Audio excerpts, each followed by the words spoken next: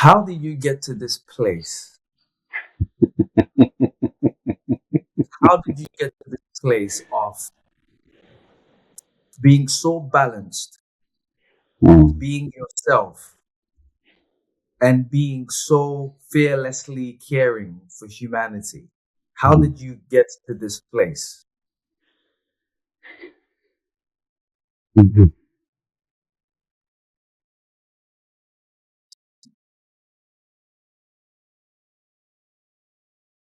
Oh, such a wonderful question. Um, through through direct experience, Hmm. through what I know is available to everybody, um, and on one level, I could look at it as trial and error, Yeah. but then another way, how can anything be an error if it takes you to where you ultimately end up? Because without the errors, there's no learning, and without the correction, there's no forward movement. Like, I mean, I say to my friends, you imagine playing snakes and ladders without the snakes and without the ladders. You just roll the dice and go around, and, yeah, I take what you said. I know what you said to me. You say with deep sincerity, and it means a huge amount that you feel that about me, and how you just described my state of being was certainly what I aspire to be. I'd say I'm feeling this particularly now, being here with you and being with whoever's here now. It still takes some maintenance to um, to sustain a sense of being here fully. And Yes. also, for me, it doesn't mean life is absent of challenges. In some ways, I feel like the more I'm able to be in this state, the more greater challenges, but also greater opportunities come, Yes. um, because I feel like there's an innate capacity to deal with those challenges and opportunities. And I do love that phrase. Life never gives you anything you can't handle. It might feel it at the time. Um, and yeah, it's just, right now it's just such an amazing privilege to be here with you and all your wonderful people that follow you, and probably some of the people that follow me, um, having this conversation. And and I can point to specific experiences, um, but really they're stories that I've made up in my mind around, because that happened and this happened. I'm not sure that it's actually true. But Yeah. what is true, because I know it's true for me and it's true for everybody, is we are at the point of awareness that we are through all of the experiences we've had. And whatever awareness we're currently at is absolutely perfect for us at this specific moment. Yeah. So one of the, I think what the, I think the strongest, clearest realization that is fundamental is you are not broken. I am not broken. No one, no matter what their seeming or presenting circumstances, is broken. And in realizing that, there's nothing to fix.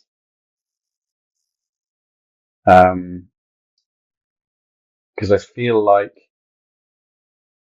and I certainly experienced this for most of my physical life, this sense of there's a gap between who I am and who I should be. Mm. And if I put all my energy into closing that gap, at some point I won't feel the way I do. I'll feel like I've arrived, and then I'll occupy some sort of permanent state of happiness and okayness. And, this is why my work now is about living, not searching. Like, having spent most of my physical life searching, or certainly thinking I was searching. But then again, had I not spent all that time searching, I was going to you say, know, yeah. um, It's really, really interesting hearing you reflect. There is this life happens. We're all trying to. I wouldn't say we're all trying to survive. Some people are really in that state of thriving and being their true self, their authentic self. Um, and when I say that in the workplace, when you say being your true self or your authentic self, it can mean a lot of things. But what I mean by that is not allowing yourself to be consumed by the moment to the point where you play yourself small and you limit yourself of the possibility that life has to offer. Yeah, And I think in the process of sometimes trying to fit in, trying to survive, trying to fit in with this executive team or this board or work closely with this manager, we can sometimes lose ourselves and lose our voice and get muddled up in this whole mesh of confusion that we never get an opportunity to actually close the gap you're speaking of. How that's does right. someone how does someone shift from that being in that mesh of noise and trying to please and trying to fit in and trying to manage emotions and the politics of work and life? How can somebody manage that space or avoid that space or not play in that space so they can close the gap that you're speaking of? Well, so I was a coach, or I describe myself as a coach for more than 20, 25 years. And before that, I was a sports coach, volleyball, swimming. So I lived most of my professional life in the endeavor to realize performance, to create change. And there's an obvious correlation that the better the performance, the better the coach, the better the result, the better things are. And what I realize now, not all of coaching, I mean, half of my closest, dearest friends are coaches, is if the coaching, if the endeavor in any context is to try and become something we're not, or trying to create something that doesn't ring true with us, that isn't true for us, it's a bit like going down to the garden and shouting at the flowers to grow faster. Right. So what I realize now, and I do love the gardening analogy, is um, what do plants and flowers, what does everything need? It needs the conditions, the optimum conditions to Yes, be what it already is.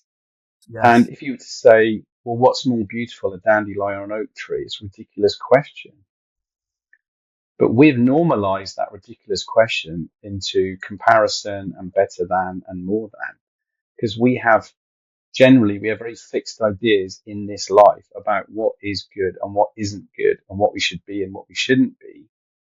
So there's an element of contorting ourselves to try and be something or model something that we have an idea is better or more than this. And then I use this phrase, it's normal, but it's unnatural. So we've normalized what's unnatural. And I know, not I think, I believe, I know that's the root of all sickness, whether it be physiological, biological, psychological, emotional, is that we're essentially not being what we already are. And then the other consideration, my friend Rich said this to me. He said, well, if you take an oak tree as a acorn or a little one, just this big, or 100-year one, yeah, it's still an oak tree at yeah, whatever stage of its development it is. An acorn holds the inherent capacity to be the 100-year oak tree. yeah, So we're always what we are. We're just in different phases of the expression of what we are. So, and I feel like if anyone's, everyone listening is like, you know, be gentle with yourself, because we're conditioned from our parents.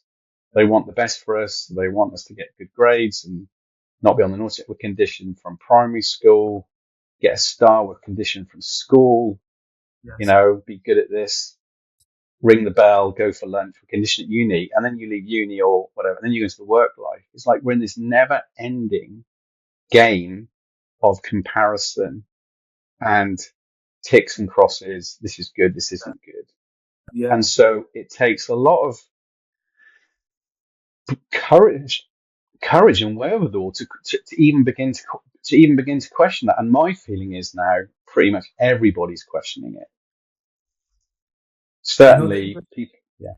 as you say that, Barry, sorry to cut you off. There's something really fascinating. As you know, I've got a 4-year-old boy, and he's been going to preschool and nursery.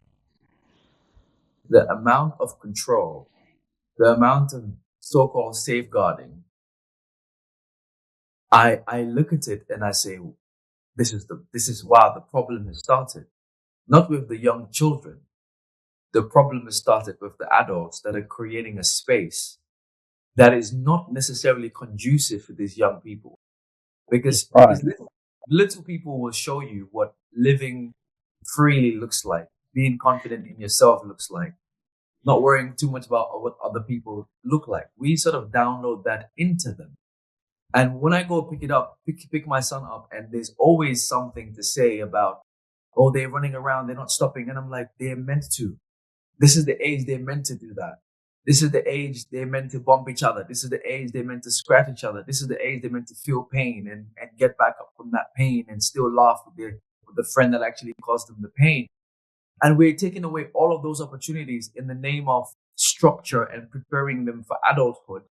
But even in my own coaching practice, what I've noticed is most people I work with, our upbringing has done very little to liberate us into our full potential. Absolutely. Yeah. Yeah. Well, so to me, the current educational system, kind of essentially all the systems, have one primary motive, which is compliance. Compliance to what? Well, compliance to be a good citizen. Well, what does being a good citizen mean? And who gets to determine what a good citizen is? So, there's nothing inherently wrong or bad. I don't feel like there's any sort of evil people sort of pulling the levers and sort of like it's a hangover from a time when, the whole purpose of schools was to get us to behave in a specific way in order that we would go into factories, industrial revolution, and get up at 9 and work till 5. And we're in 2026, and that exact same template operates in all the institutions. So no wonder we're all conditioned to look externally and say, am I good? Am I not good? What should I do? What should I not do? And our opportunity as parents, it's tricky, isn't it? Is not to project that next layer of conditioning onto our own children, so they don't see themselves as beings that need to perform for an external authority or assessment. I'm sure you do. I want for my daughter, so she's 6, is she already is all who she is. I want her to live a life that's more of that. And, and I know for a fact that is not only possible, it's inevitable. Yes. Yes. There's something powerful about this understanding of we already what we need to we already have what we need to become, and we already Yes. have what it needs to be financially independent, to be emotionally secure, name it. And we've just talking about the things that can cloud it, the upbringing, the structure, the compliance, name it. What would you say is the first thing someone needs to do as an adult now, in terms of putting a pause, in terms of getting to that place where you're no more performing performance and you can just work towards being your ultimate self? Sorry. What would the first step you would say? This is the thing you should be thinking. This is the thing you should be doing. Stop. Right. Like literally now, just stop. Take a deep breath in through the nose. Just become aware of this moment and let it breathe. Right. Until we stop, Nothing new or different becomes available. And what I do with my friends, with clients, because I mean, I lived up at 5, 10K run, jump on the train, get on a plane, fly to there. My mum thought I was crazy, but I sort of thought this life was, I thought it was wonderful because it was exciting and it was a great story to tell, but it was inherently unsatisfying because I was never giving myself a moment to stop. Yeah. And until we stop, how do we know how we feel? And if you don't know how you feel, then on what basis are you making any decision about anything? Yeah. Oh wow, And that's powerful. and technology, I'm old enough to remember a program called Tomorrow's World, and there was an episode where it said in the future, robots and everything will mean none of us will have jobs because we'll be just sitting around, just nothing to do. But you look at the world as it is, the phones and the social media and the bleeps and the algorithms. I sit with quite a few people, and like every few seconds, something bleeps and their eyes go.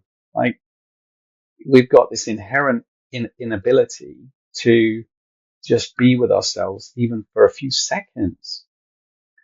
And I know the longer we go without giving ourselves attention, as in all our attention is external, the sicker we will become because the presenting sickness in whatever form it takes is trying to guide us back to giving ourselves attention. And the moment we start to give ourselves attention, even if it's for a few seconds, something now becomes available and it's unique, specific to us.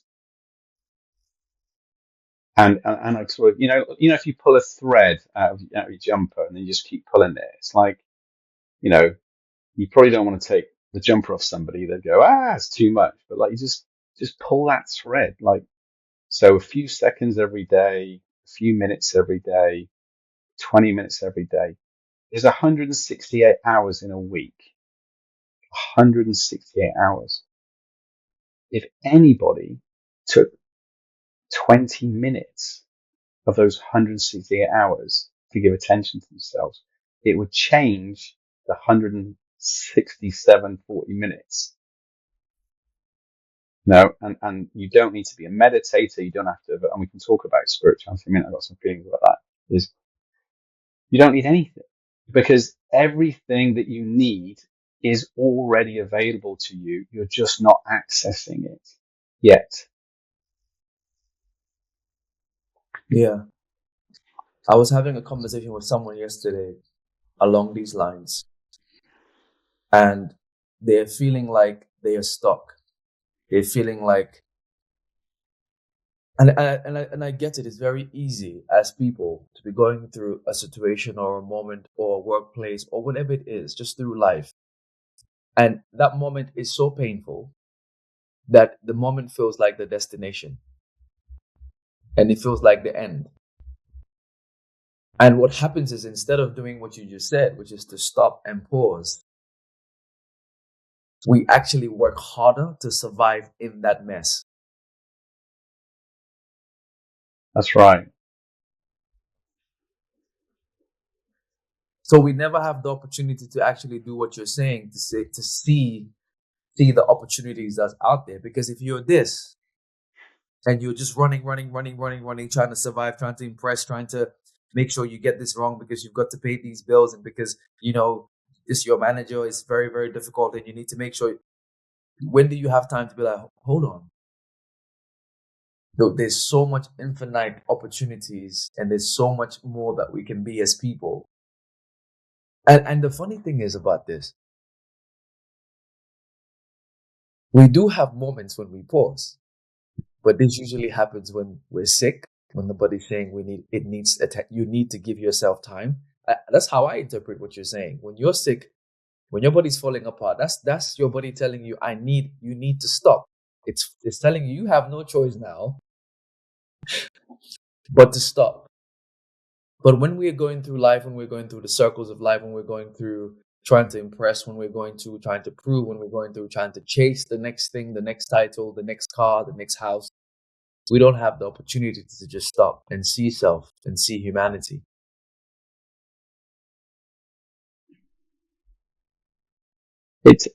It took me a long while to see this, and I had a really, really good go at proving myself wrong or right. But I know there is absolutely nothing outside of ourselves that can or will make us happy or ever could. Nothing. Wow. Wow. Wow. There's nothing outside ourselves that can ever make us happy. Wow.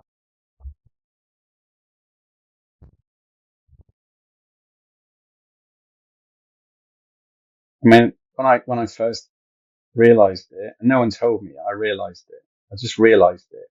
And it was like putting down something I've been carrying. This idea that when I've, you know, competed in that triathlon, bought this house, worked on this project, got this money, got this car, got this girlfriend, like, and it was a strange feeling, like the realization, because, you know, I definitely wouldn't say I wasn't very happy when I had that realization. But there was also enormous relief, like, because it spoke to something I already knew. I just wasn't listening to it. That more of this, or the absence of this, or the realization of that wasn't going to, in any real sustainable way, affect the way I felt internally. And really what I was doing was avoiding how I was feeling internally because I was afraid of it. And then the funny thing about that realization, so I suppose now it's funny, it wasn't at the time. The funny interesting is once I realized it, I couldn't unrealize it. Yeah. So it's a bit like, it felt like going back to sort of how I was living before was a bit like I've been a cast member in a pantomime. We've done the pantomime 100 times. You know, he's behind you. And I'm like, well, I'm just a character in my own pantomime running through these same patterns and roles.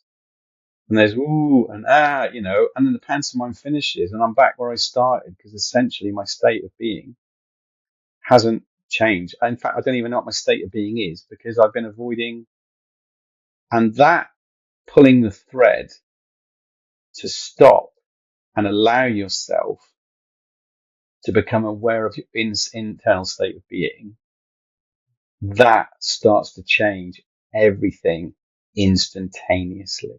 And it requires nothing but you know, your breath, because you know, it's good to keep breathing, and your attention. And then cultivating that's like the seed. You just cultivate that little seed, bit of attention, you know, and it does take a while. You know, you asked me how, and you know, essentially get to this like this. It takes some cultivating, and then you forget about it, and then you get caught back up in it again. You know, that's fine, and then you bring yourself back. But over time, it's exactly like going to the gym. Like once you become strong and vital, and you know you feel physically amazing, you're like, I don't want to feel any different than that. Like, and this is like that muscle, and that's like having that muscle. You go, I'm not going back to that. Like, why would I want to be my emotions, my experience, my state of being to be thrown all over the place based on all these different conditions? And think about what's happening in the world right now, or seems to be happening in the world. There's this ever increasing, expanding feeding of our fear and our insecurity and our uncertainty. So the degree to which we don't have a stable internal state of being, potentially things are getting worse. They're not getting worse. Well, I mean, it's a bit of an insensitive thing to say. I mean, there is suffering. But in my view, they're not getting worse.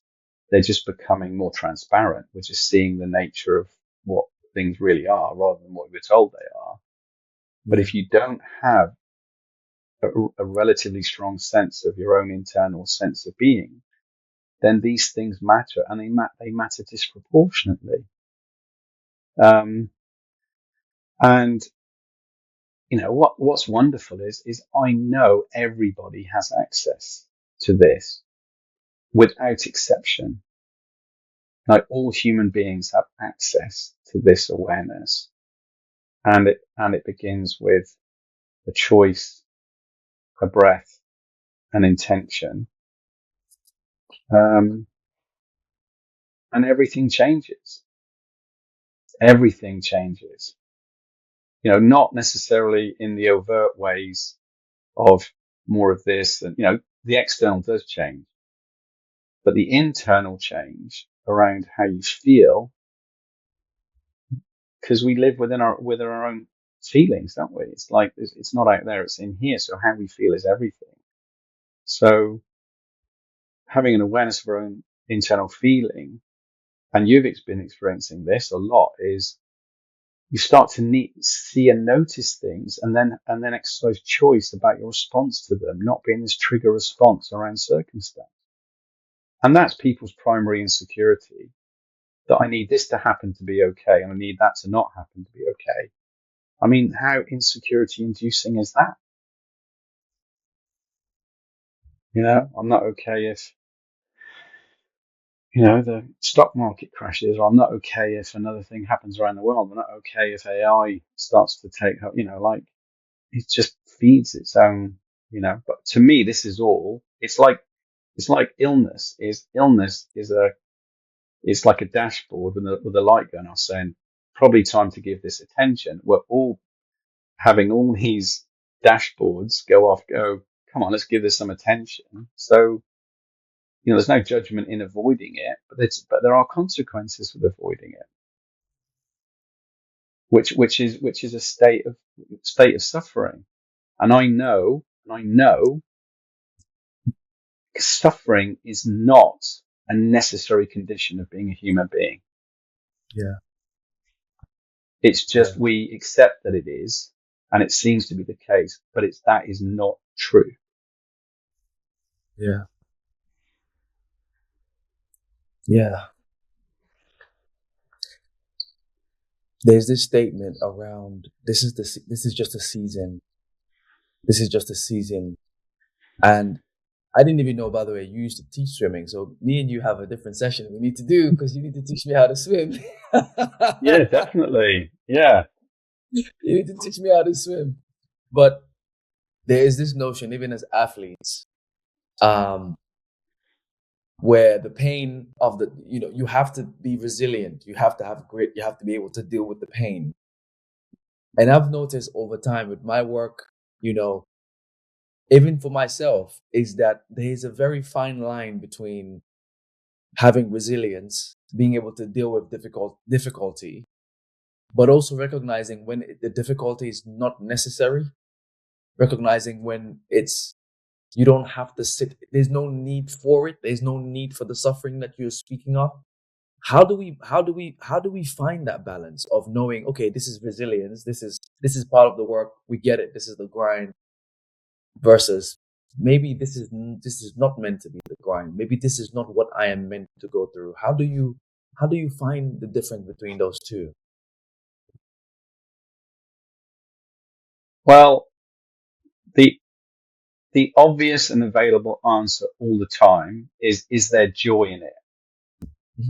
And not joy for anyone else, joy for you. So I've run marathons with hardly any training. I've cycled, 160 miles without the necessary preparation. I put myself into half marathons. I've got up at 4 a.m. to run when it's been -1, right? And to some people, they'd go, oh my God, where's the joy in that, right? But I felt the inherent joy in doing something because I chose to do it.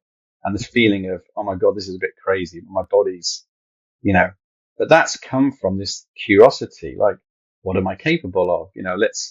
Let's find out. So you can do things, and I'd encourage everyone to do them, things that take you out of your comfort zone, to use that cliche, is because the more you do things you didn't think you could do, the more you expand your references of everything that you can do, and everything's Absolutely. connected to everything else. So if you expand in one way, you expand all the other ways. And I know Absolutely. our nature is expansion. So so that, but at the same time is like, if there's no joy in it, what's the point? Like, there's infinite options of things we could give our attention to. So why not give attention to things that give us joy? And joy is different from happiness. Because to Yeah. me, happiness is like this ephemeral, when I get this, I'll feel that. Oh, it's gone. Now what? Joy is the essential realization that we're in this phenomenal experience, in this amazing body with all these capacities we don't even know are available until we go and try it. And then we can take this body and go and try stuff.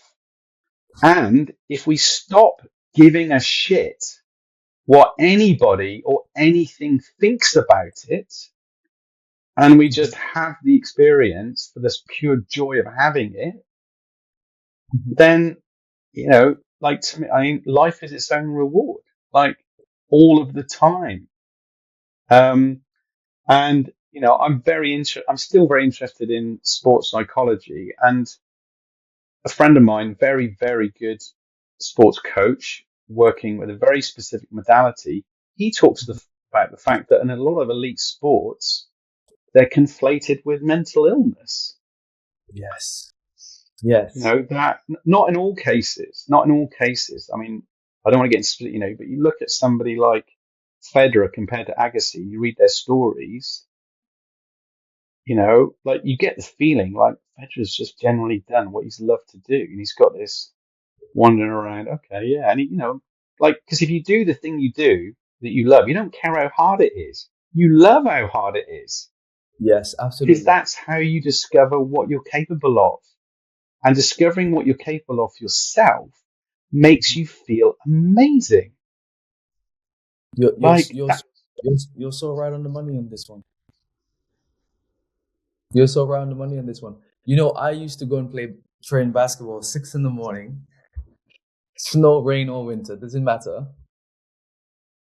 And waking up was a joy. I have never felt one day, oh my God, I gotta wake up for training tomorrow. I actually looked forward to it every single day, and that was the story for 10 years plus.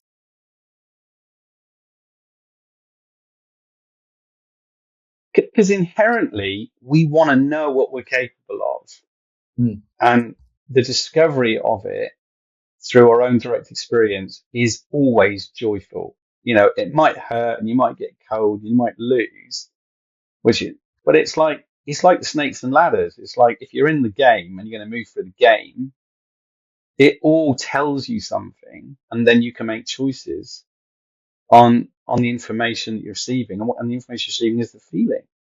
But like, when you've really been, I mean, I've certainly not been at the elite level in the sports that I did. I just wasn't disciplined enough. There are other things that are important to me, but I've been at a reasonable level for my age group and everything. And oh my God, it feels amazing. It feels amazing to have awareness of your own inherent capacity. And it's not ego. It's fact. Like, now, if I wanted to go and run 10K, I was 60 last Saturday, I'm like, well, I'll just go and run 10K. My body's not going to do it as fast as I could do it at 40, but I'll run 10K, come home and cook dinner, and, like, I'm fine. My legs, I can feel them a bit. And, we're just focusing on the physical aspect, but there's the emotional aspect, there's the mental aspect, there's the business aspect, there's the money aspect, there's the art aspect. Like, there's infinite aspects of our opportunity to discover what we are and what we're capable of, and the enjoyment and the joy of that. And to me, we need to, like, take the word work and just put it in the bin, right? Think Mm. workhouse, work-life balance. The idea of work, I think of, like, Oliver, and Oliver Twist, can I have more, please? Like, no, forget work. There's us, the life, each other, and the opportunity to be what we are and express it. And I know if you commit to it, the sort of the hygiene stuff that we all need, like pay the mortgage and all the rest of it, it just takes care of itself, right? I'm going to get a load of people saying, "Oh, good for you." No, it just takes care of itself. The reason it's not taking care of us now is you're not putting your attention in what you love and what your joy is. And if you think you're going to grind it out and then one day you might have some happiness, then you're going to grind it out on one day. But that happiness isn't at the other end. You're going to be massively disappointed, massively disappointed. And then what's the opportunity cost of waiting 10, 20, 30, however many years for this happiness that is attached to this outcome, which is a complete illusion, when we're alive now, right here, right now? Yeah. There's something as you know, we've been doing some work. There's something I felt as we were breathing, as we were pausing, as we were resetting. And I get why you're saying, and I told you this, I said, I was speaking about your journal, and I said, I'm glad you asked me about the journal, because the question was, whilst you were asking me how was the experience, how's it been? And I'm like, I have actually not paused. I have actually not stopped. And it's amazing, as I'm saying stopping, when you actually pause, you're not actually stopping. You're actually re-energizing yourself. It's when you think about a Formula One car, where, on the tracks, when they come to the pit stop, they're not stopping, right? That is not the destination. They're refueling, they're getting charged, they're getting the right people that care for them, to be in that moment with them. Very quick, but in that short split second, the car becomes as powerful as it can be. And as you and I have been in the pit stop the last couple of days, I felt a shift. Yeah. I felt being in that moment makes you realize, back to some of the things we've spoken about off camera, which is we have unlimited ability and unlimited resource. And That's right. that's what the stop did. I guess the whole conversation we're having today is being your authentic self starts with stopping. Being your authentic self starts with stopping. And like, the good news is the world is going to carry on without my being in it. Right? I'm not saying I'm not important, but like 99.99% occurring of what's going on in the world and in life is going to carry on whether we're there or not. And actually, I'm sure to a large extent, our non-being there will actually help it carry on in an even better way. Because if we're not showing up from our best place, then what are we doing, really? Absolutely. And it's this misunderstanding around agency that to be successful, to get what we want, we run around, do more, connect more, act more. Like, it's a nonsense. Everybody I know that is what I would describe as successful from my perspective. And a friend of mine said to me, success is waking up in the morning and having a calm mind. And if if you could be a billionaire, or you could have a week to live. Like, so this calm mind, and this calm mind enables an agency that has so much power that then when you do have that conversation, or you do write that email, or you do walk in that meeting, the effect you're having is the effect you're having because you're actually present. Yes. Yes. Yes. Success is waking up in the morning and having a calm mind.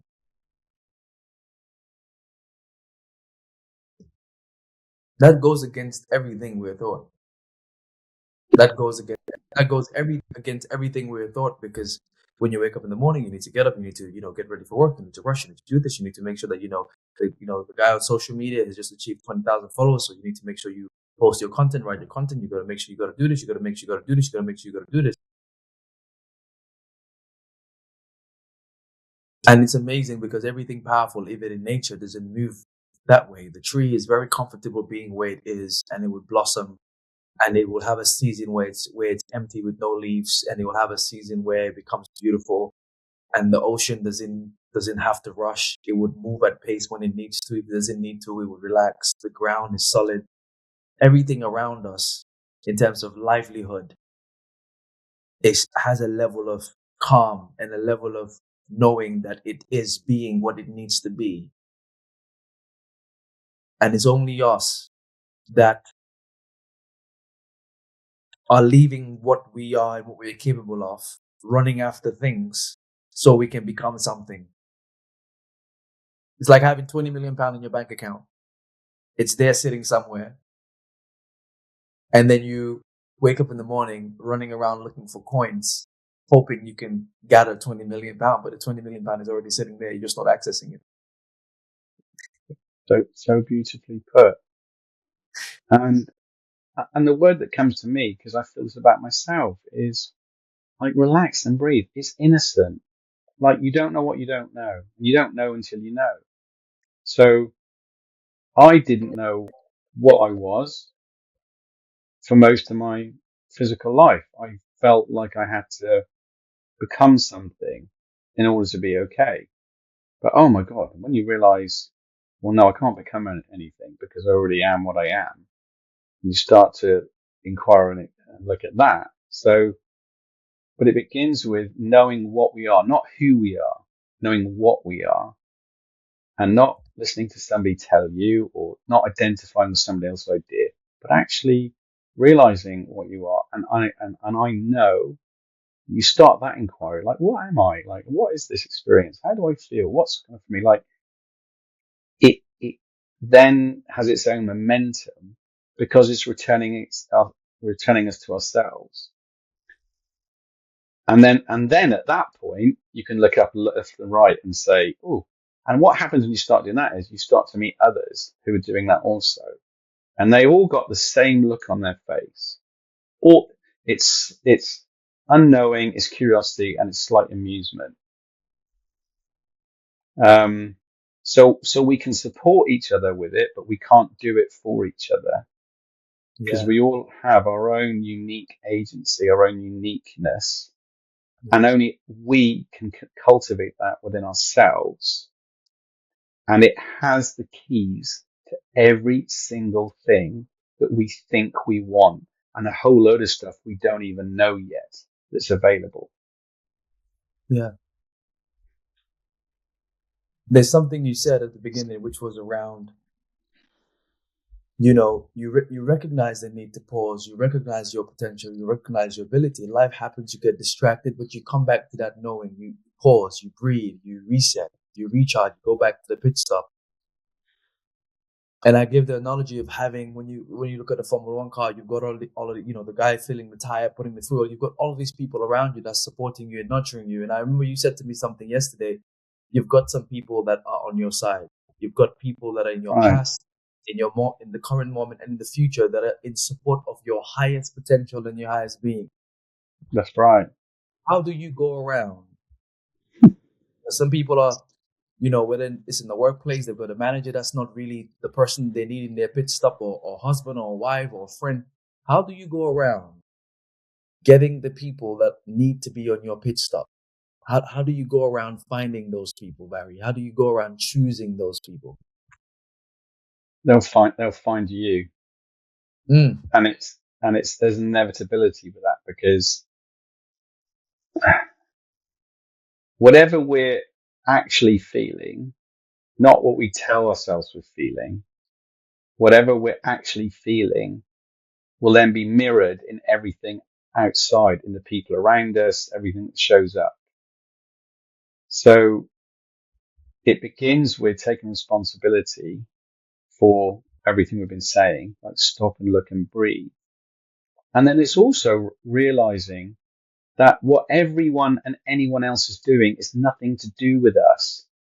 Just let everyone else be, right? We've got no idea what's going on for them in their lives, and stop judging them.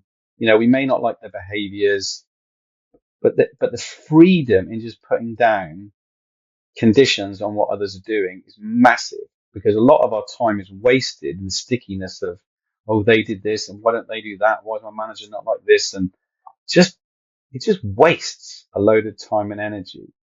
So the moment you just give yourself attention and you start being like what you already are, they will show up, right? But they will only show up when you're ready to be available for them to show up, that you'll know they arrive. And having non-attachment to who's in your life now and who will be in your life in the future is really important, because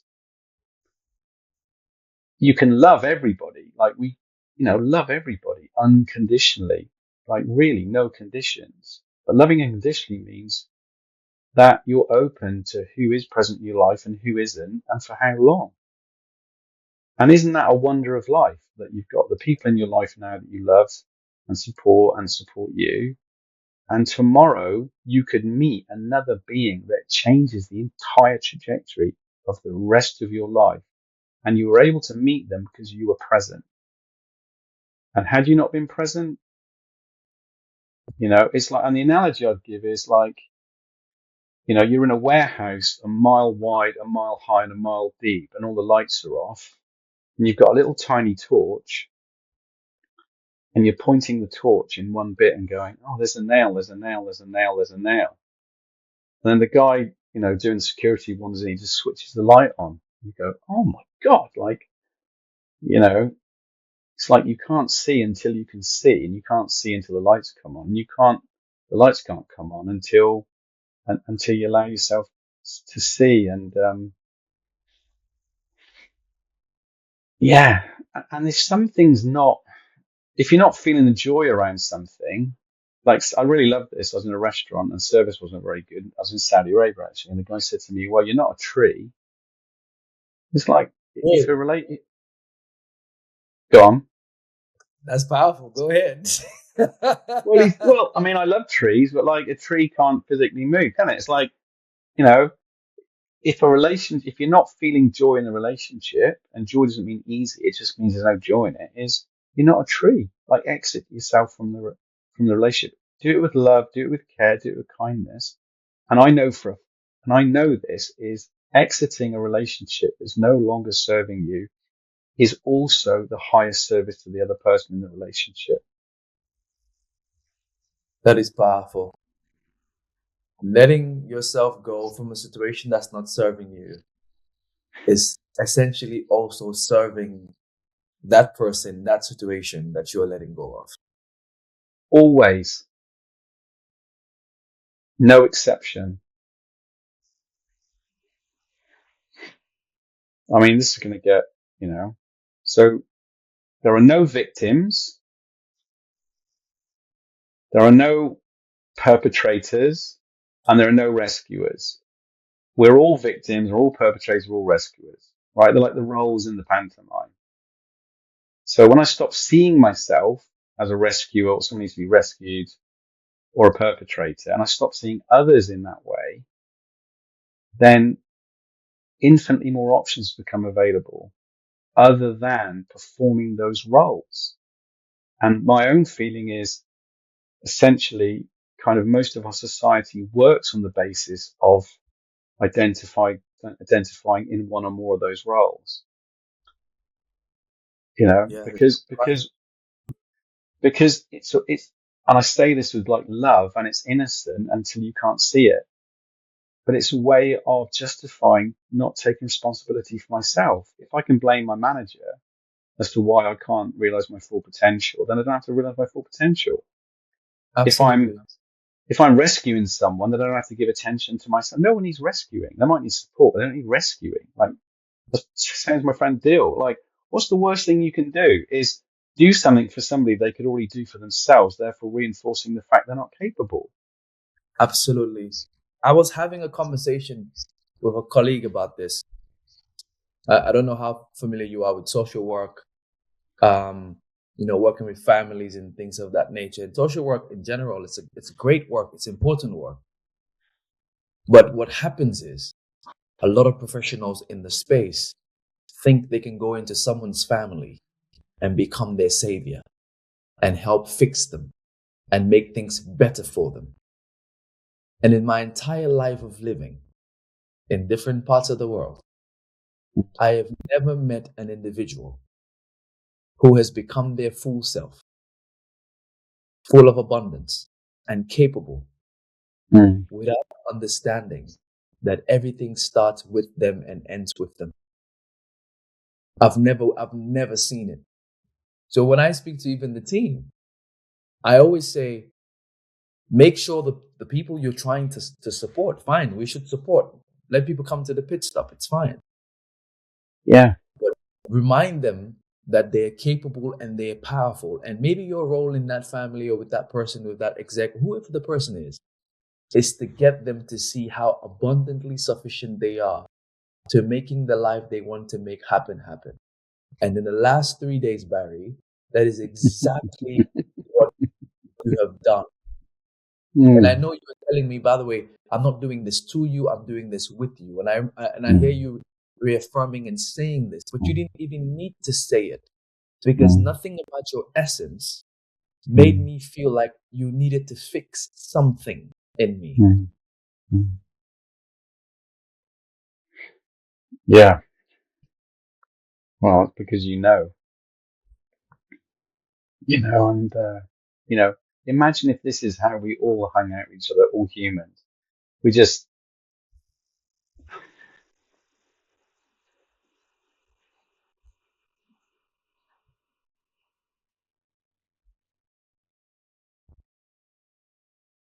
yeah, we just saw each other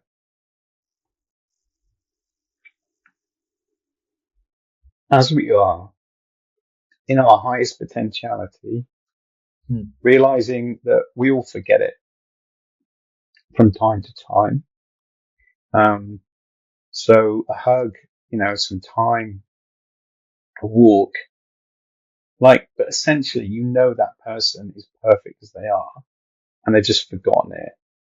And you in our presence reminds them because they feel it, and then you shake it off and you smile and then you carry on. That's how we all support each other. Imagine us like in a world where we're just all being what we are, expressing the uniqueness of that through our gifts and everything, and then taking care of each other, not through interfering or rescuing or getting over involved.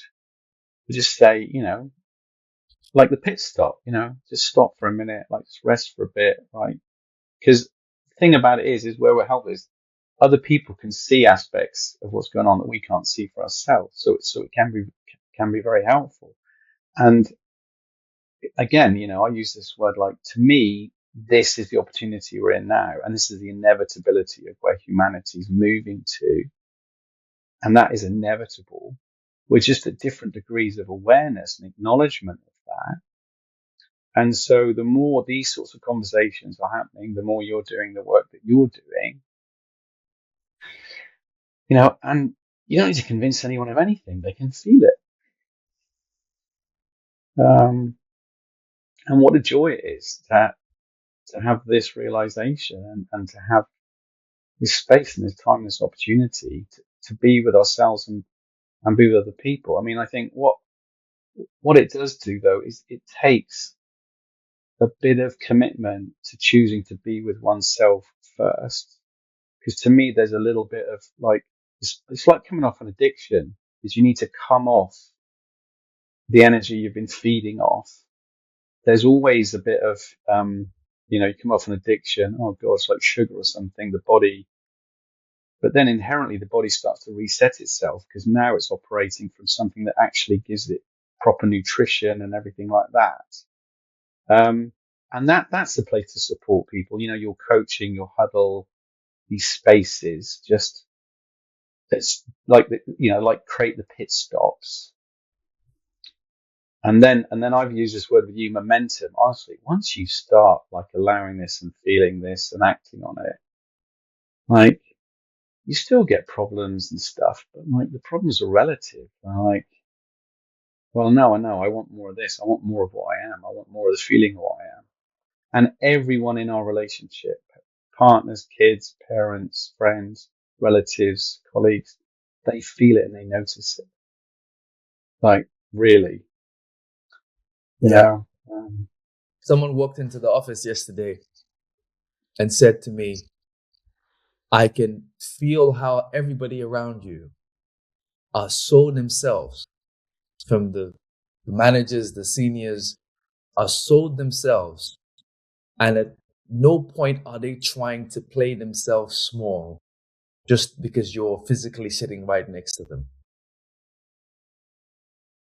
And I was like, that's the whole purpose of leadership. That's My right. role, my title is not to make somebody else feel small. And as I'm reflecting back on it now, I'm thinking, how many times have you been in office, in the corporate world, in business, where because of other people are sitting somewhere or have a certain access or position or resource, you become small.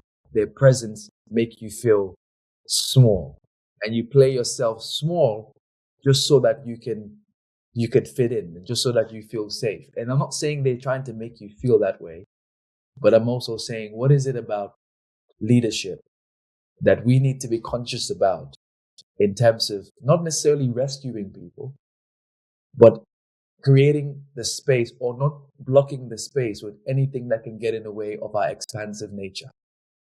Mm. Mm. Well, I remember the first time we met, I turned around and we were at the Essence of Saudi Arabia event at the private members club with 80 people, really prestigious, cool event. Like, and your energy and your presence just was luminous. It just lit the room up. Like we just were there looking at us, like, because that recognition is instant. Like, so that's the way for us to show up.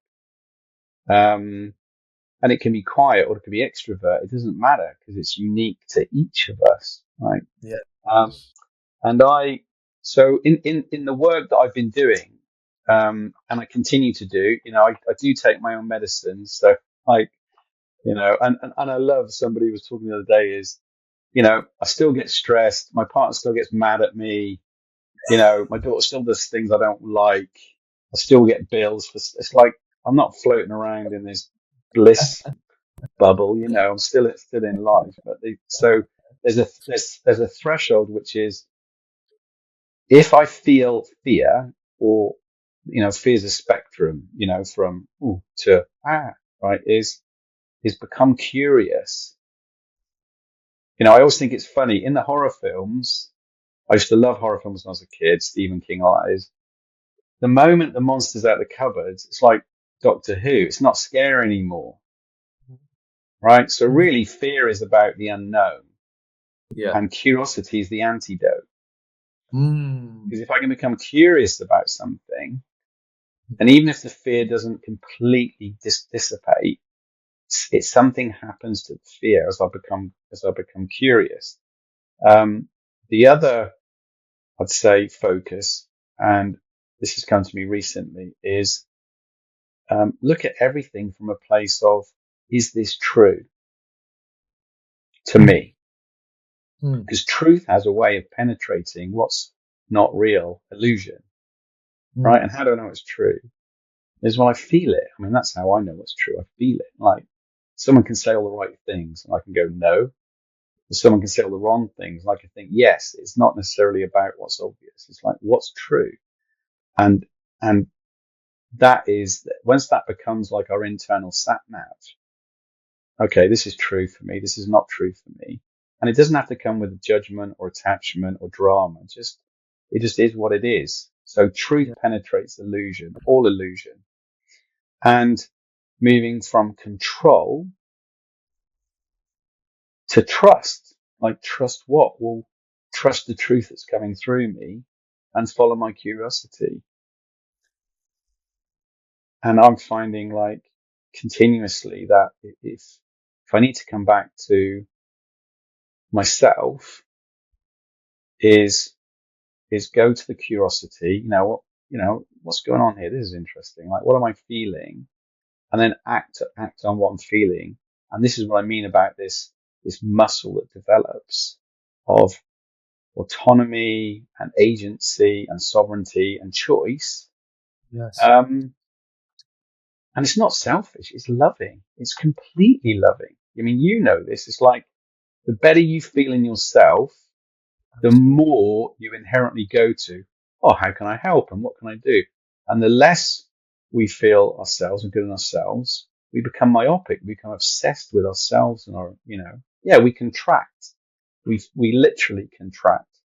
And that's what some of the work that we've been doing around congestion and depletion, where energy is blocked or diminished because it's not flowing. That's a whole other conversation. So, No, that's really, really powerful.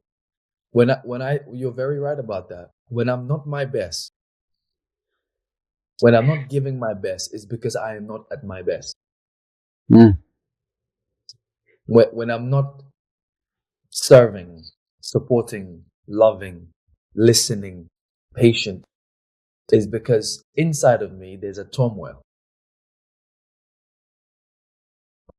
And it's interesting because when I'm going through turmoil or when I'm going through an environment that is not necessarily serving me, I automatically go into rescuer mode, trying to fix the problem and the space. And there's this saying that always sticks with me, that it doesn't matter how much salt you put in the pool, it will never become the ocean. And sometimes you're trying to fix that place, fix that person, fix that situation, fix that job, fix that marriage, fix this, fix that, whatever it is you're trying to fix. And in the process, you're not realizing you're losing the war because that environment is not designed for what you want it to become, and you're trying to force it to become what it's not designed to become. And in the process, you lose yourself. And in the process, you don't become that source of energy anymore. In the process, you don't become that source of change anymore. In the process, you start to be the one to complain the most and gossip the most and be angry about others the most and judge other people the most. And slowly and surely, you become the problem you've been trying to fix. yeah, absolutely. And I talk about that as moving from coercion, so trying to control myself. This is where I think a lot of, or some coaching sort of, it's well intentioned, but it's misguided. You sort of try and change yourself in order to fit some external notion of how you should be, or you're trying to coerce others to do this or not that in order to sustain. Whereas actually coherence is aligning with what already is. Yes. Which is not caring or giving up or whatever. It's the opposite. It's what is really going on here? What's true for me? And how do I align with what's true for me? Yes. And that is available, I know, all the time in every moment, but it requires a certain amount of courage, discipline, attention, to bring ourselves back. And when we stop trying to coerce ourselves, we stop trying to coerce anyone else. Yes. I can't explain it, but it's like everything writes itself.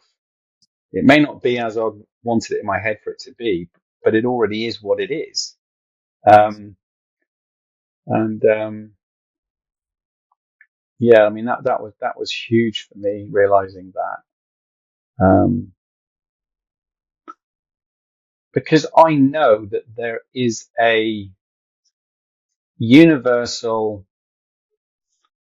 force, intelligence, whatever you call it, that is orchestrating everything in such vast, perfect, intricate, infinite ways that even if I start to think about it, it's going to blow my brain, right? But all I need to do is give attention to this, myself, and what's in front of me, and that is 100% of what I can positively affect, and I have 100% autonomy and agency over that. Yeah. And then just knowing that everything else is being taken care of. Yeah. Yeah. That is powerful. Before I let you go, what is one thing that's keeping you inspired? What is the next big thing you're looking forward to? And then the final question is, and I can ask it again. And I didn't know you're an athlete. You need to arrange the swimming. I'm going to call you for that one. Yeah, absolutely. Contrary to the notion of being a business athlete, right? So the traditional notion of being an athlete, right? You mentioned, the issues within that industry of top athletes and all the other issues that it comes with. As you know, in growth formation, the goal is that we become business athletes. When you think of Mm, the notion of pausing, sorry, I'm laying you all with these questions.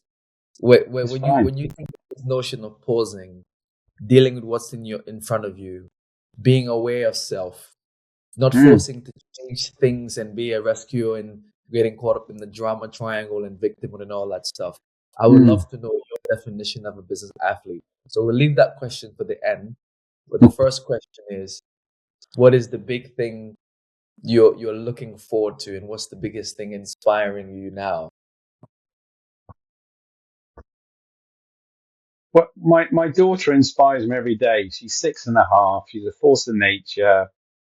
Um, and yeah, the privilege of her being a dad. Um, um, and when she came, and you're a dad, you know what it's like is, essentially before you have kids, I don't want to make a judgment, but you're inherently selfish in the sense of you've just got yourself to think about because everyone else Ab- is an adult, right? Absolutely. But once she came into the world, and it's Yeah. terrifying. It's like there's this being I love incomprehensibly, and their safety and well-being becomes a thing that you didn't have to think about before. So Mm, that then 6.5 years ago now got me to massively give a shit about not just her and her school, but all kids and everybody. So yeah. that's like a wake up. Like she's living in this world now. What world is she going to be living in a year's time, in another year's time? It's not Mm, a I'm going to save the world, let's change everything. It's a um, she matters. All our kids matter, and we've yeah. got the opportunity for them to be in a world where the things that were unnatural but made important are just gone. Yes. And I think our kids know that. So she inspires me every day and gives me a hard time and keeps me grounded and is relentless. Daddy, Yes. daddy, daddy, daddy, daddy, daddy, question, question, question, question. Yeah. Why are clouds? Why is God? She just asks me these relentless questions. So it inspires me. And then what That's I'm it. looking forward to is like this podcast felt like, um, I feel like I'm coming out actually, and by that I mean all the things I've been thinking about and kind of experimenting with myself. And, I feel like this is the first time with you here now, I'm actually saying what is true for me and, Wow. and acting on that and sharing it and sort of getting, I'd say, involved again in the world. And I'm working on a project called Arc of Possibilities, which is about bringing this awareness to project companies, initiatives around the world. Within that, there's an initiative called the Renaissance Leader. And briefly, that's about not artificial intelligence, but higher intelligence. So it's using AI as what it's intended for, as a servant to higher intelligence, not the other way around. And Yes. part of the Renaissance Leader is giving leaders access to not self-realization, but whole being realization, which is what we've been talking about. Most leadership development, and I've been a part of this, I'm not negating it, is neck up. It's all theoretical. It's all Yeah. mental. It's all psychological.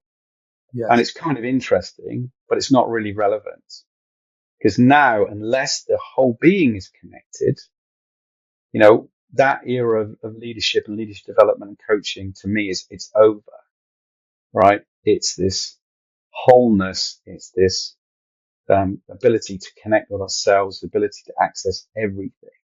So, yeah, this is sort of I said to some of my friends, this is my sort of my start my coming out party, have this conversation with you.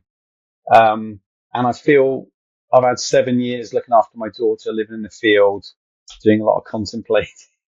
I'm sort of like, oh, I'm ready to, say something, do something. And every time I meet when I say someone like you, there's no one like you, Lindani. You're a very unique and special and incredible human being. But the Thank you. inspiration that arises from our conversations and from the support, and it's like, how do we positively change the world? Well, by being what we are and one conversation at a time, Yeah. so This I might be feel, another conversation, but I'm going to still ask the question because I'm itching.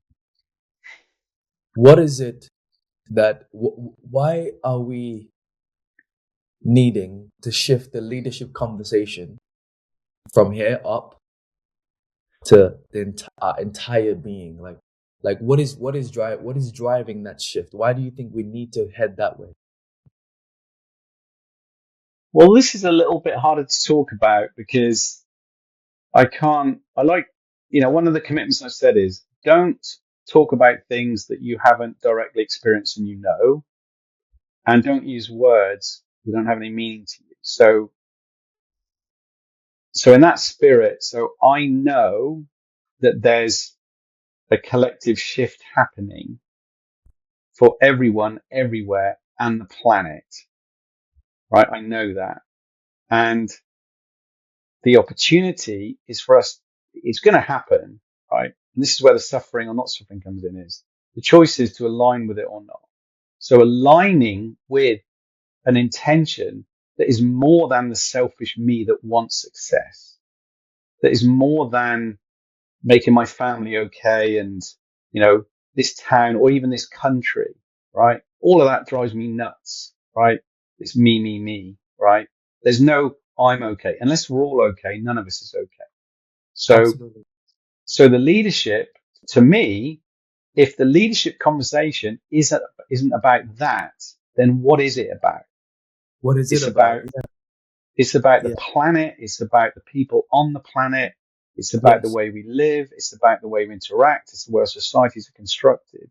So to me, anyone who calls themselves a leader and at least isn't intending to contribute in a real way to the realization of what's natural and what's going to serve the planet and everybody, I can call myself anything. I'm a CEO, I'm a chief of this, I'm a president of that. So what? Like, so to me, that's leadership. Yes. Choosing to be an agent for positive change now in a way that's aligned and true with you and acting on that. And this is why not giving a shit what other people think about what you say and do is essential. Because if giving a shit about what other people think you say and do is the criteria to do things, then you are not a leader. Absolutely. And Oh, not giving a shit, it's not the same as not caring what other people think and feel. It's not having external factors determine what you choose to do or not and how you choose to show up. Because yes. that's the problem. We're too conditioned to look left and right and get confirmation of, am I doing the right thing or not? Nobody knows whether you're doing the right thing or not except you. And you know absolutely. But only know absolutely if you're prepared to ask yourself. Yes. So, I'm excited about, my friend Lisa's got this vision. Like if we were to work with 100 of potentially the most high leverage people in the world, not from an ego point of view, but because they manage thousands of people, billions of pounds of resources, if they were to bring this awareness, this understanding, like a drop in the water, to their whole ecosystem, can imagine the shift that would be possible in all Powerful. these different Wow. contexts, political, business, Wow. socio-economic, because Powerful. every single issue that's currently present is the same issue. It doesn't matter where it is because it's a human issue. Yeah. Absolutely. And you know how you know that? I mean, thank you so much. I'm glad I asked that question. I'm glad I asked that. I've always said that if leadership, whatever your title is, president, CEO, prime minister, king, whatever your title is, manager, whatever it is, if it does not create a shift for humanity beyond your spreadsheet to-do list, I don't see you as a leader. I just happen to see you as a person in a role. And then That's right. also you're not understanding when you have people that have some choice, and in the workplace maybe no choice because you're their manager or their leader, whatever the case is, to listen to what you have to say. Please see the privilege and the opportunity that provides beyond just giving them a to-do list.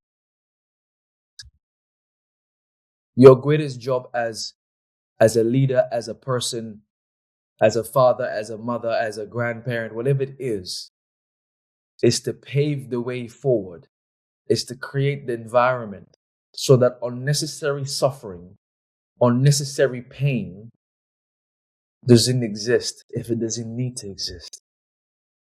And for me, that was the thing that drove me growing up in Gambia. I don't know if I told you this story, but growing Mm. up in Gambia, all I remember is unnecessary suffering. Yeah.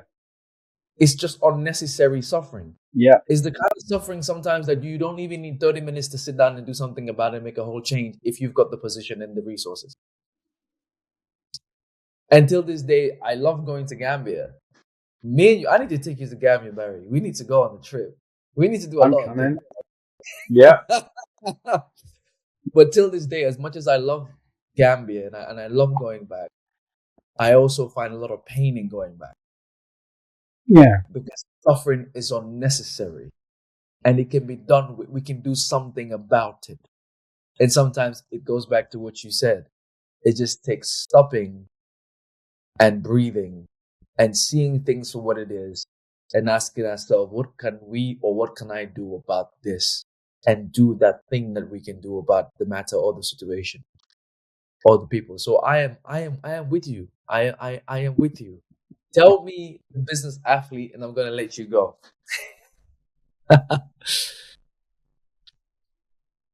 I mean, I love your analogy of business and athletics because they are essentially the same game.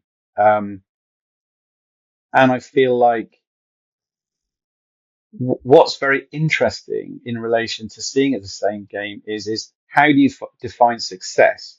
So the problem both in business and athletics is if we're only determining success by elite performance, and therefore it's a zero sum game, it means for every winner, there's 99.9% losers. So Yeah, that's a misunderstanding of the nature of the game. If the game is the joy of the game and the fullest expression of the game for all parties, which isn't about, I think this misunderstanding about equality and equity, which is not trying to lowest common denominator level everything out, but there's something amazing about. I mean, we all love the Olympics, even the random sports, because watching anyone do anything as the highest expression of human potential is joyful. And the same in business, but yeah, it's not a zero sum game. So it's how you're determining what's your success criteria, and growth absent of any consequence or consideration to me is just insanity. Like, what does growth mean? As in we come back to how does this help the planet? How does it help humanity? How does this help society? And money is a component in those elements because it enables that. And I think every grown up, mature exec leader, CEO knows that. They're just challenged with how to configure their organization if they're a tyranny of just relentless increased shareholder value, increased profit year after year, because it denies and negates the cycles of nature, which are based on birth, spring, summer, death. So we need to get more accepting around death, not necessarily physical death is a healthy component of the whole cycle. Exactly the same with athletes have a lifespan. So what does that whole lifespan look like? And I feel like business can and should be joyful, not about suffering. And same with sport and athletics. And to take those and to look at a definition of success in both that is balanced, yeah, really balanced. I mean, I love the cycling. I've done some that in my part of my life, and just just watching the tour riders and everything, it's amazing to watch. And and I love business and I love sport, because in it there's a lot of drive and energy, and you get to see the fullest expression. And I think that's why people are drawn into sports and business, really, because you get a chance to really see what the fullest expression is. So yeah, and it begins with your essential well-being, doesn't it? As an athlete, if your core essential being, physical being, isn't strong, you can't train. If you can't train, you can't compete. If you can't compete, you can't win. It's Yes. exactly the same in business. If your core isn't strong, then you're going to burn out. You're going to collapse. You're not going to realize the potential. So that's my best answer to the business athlete Wow. question. It's powerful. It's really, really, really powerful. Barry, where can people find you? Yeah, well, I'm on websites barryarthurholmes.com, which is my name. Dad was Barry, granddad was Arthur, and Holmes is my family name, which I love, Sherlock Holmes.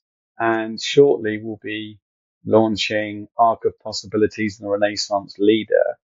And there are going to be lots of resources available for people, if they're curious about what we spoke about, to access tools and resources to support them around cultivating this awareness. And I know you're cultivating your own beautiful community and you're supporting people directly. So, I'm sure there'll be more for us to collaborate on and support people with. And anyone at any point can reach out to me directly and say, I hate everything you said. You're an idiot. And this is why. I'd love to hear that feedback genuinely, because let's have a conversation. Or, what did you mean by that? You know, just love to engage with anybody who's interested in having a conversation, from our conversation today. Amazing. Barry, thank you so much. Always, I appreciate you, and thank you for being part of my pit stop. Thank you for being part of the huddle. I'm truly, truly grateful, and we will speak soon. Thank you so much. Yeah, it's been a joy. Take care. Bye. Ciao, ciao.